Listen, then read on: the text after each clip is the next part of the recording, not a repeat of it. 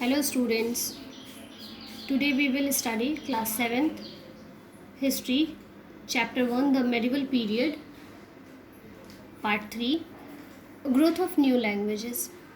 Most scholars and officials all over India wrote either in Sanskrit or in Persian language. Regional languages came into wide use in the regional kingdoms.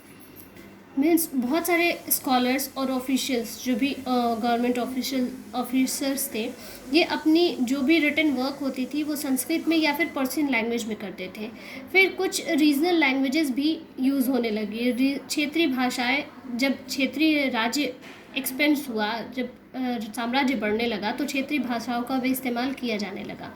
For example, Telangani was use in Telangana, Kannada in Karnataka, Sindhi in Sindh, Kashmiri in Kashmir, Awadhi, a form of Hindi, in Uttar Pradesh, Gujari in Gujarat, and Gauri in Bengal.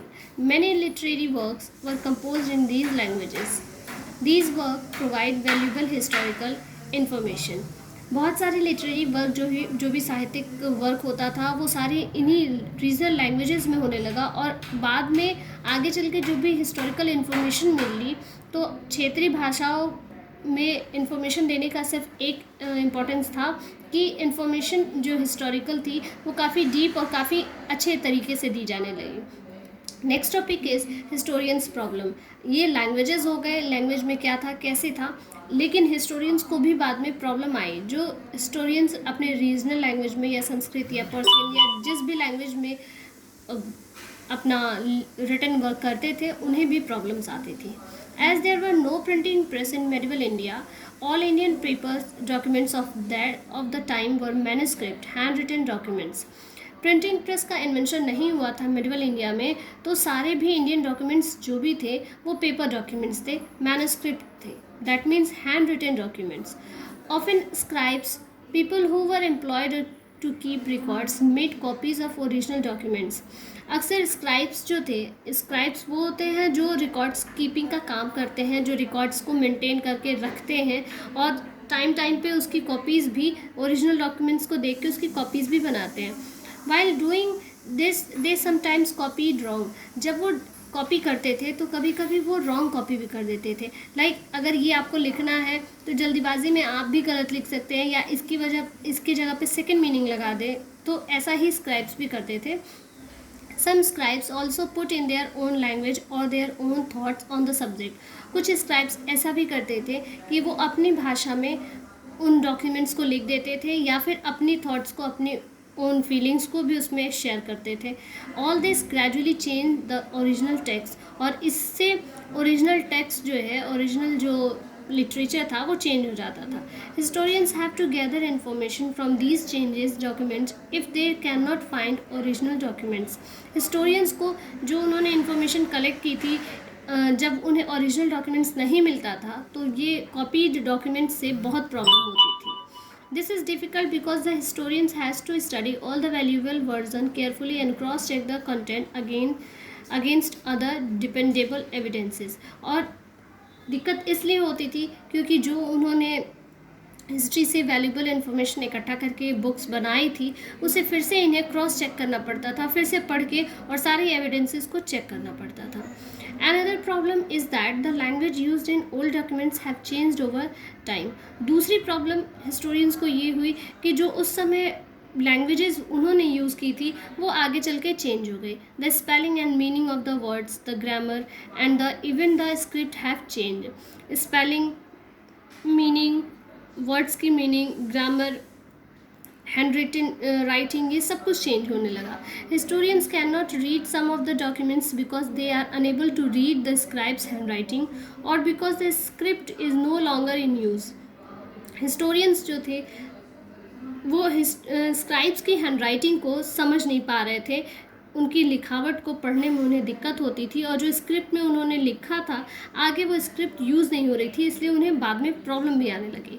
Hair are 2 example to show you how the uses of terms and expression change with time.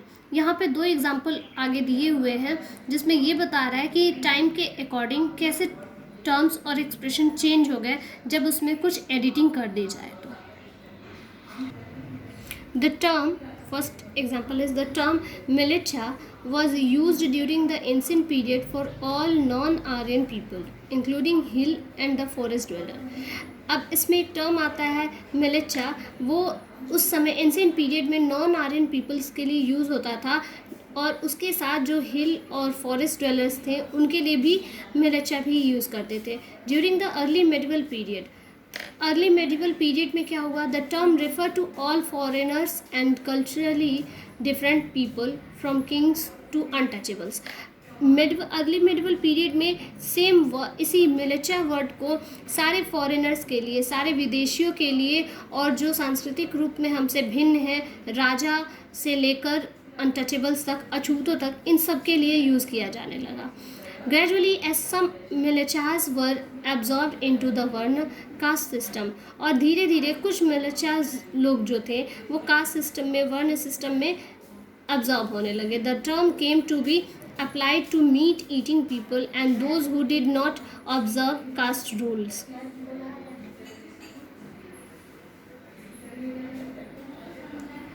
और बाद में ये term जो है meat eating people और जो cast rule में observe नहीं किए जाते थे उन पे भी ये वर्ड यूज़ किया जाने लगा, मिलिचा. Second word is the term Hindustan, also represented different territories at different times. Around the 3rd century AD, the southern part of the Indus plain was called Hindustan in an inscription of the Sasanian of Persia, Iran, who ruled over this region. Second word Hindustan जो referred करता है अलग अलग territories को अलग अलग time पे. Around 3rd century AD, southern part of Indus plain was called Hindustan. 3rd century AD में देखा जाए तो उसमें इंदूज प्लेन का जो साउदर्न पार्ट था उसे हिंदुस्तान कहा जाता था. In an inscription of the Sasanians of Persia, Persia के सुसैनियन इंस्क्रिप्शन में इंदूज प्लेन को हिंदुस्तान कहा गया है. In the early medieval period the Arab referred to the land between the Indus and the Ganga Yamuna Doab as Hindustan. Early medieval period में क्या हुआ, Arab country के लोग, अरबियंस ने क्या कहा कि जो इंदूज और गंगा यमुना दौब है उसके बीच का जो ज़मीन है, जगह है, उसे हिंदुस्तान कहा. They called its people Hindu, वहाँ के लोगों को हिंदू उन्होंने कहा. Derived from the name Sindhu and Indus, जो सिंधु और In the later medieval period, Hindustan or Hind referred to nearly the whole of the India except the extreme south. In later medieval period, बाद में medieval period में क्या हुआ, हिंदुस्तान और हिंद जो है भारत के सभी लोगों के लिए, साउथ से लेके नॉर्थ में सबके लिए यूज़ किया जाने लगा. Today the country India as we know it is called Hindustan, और आज इसी भारत को ही हम हिंदुस्तान भी कहते हैं. This is all for today. We will meet in our next class with the topic new social and political groups. Thank you.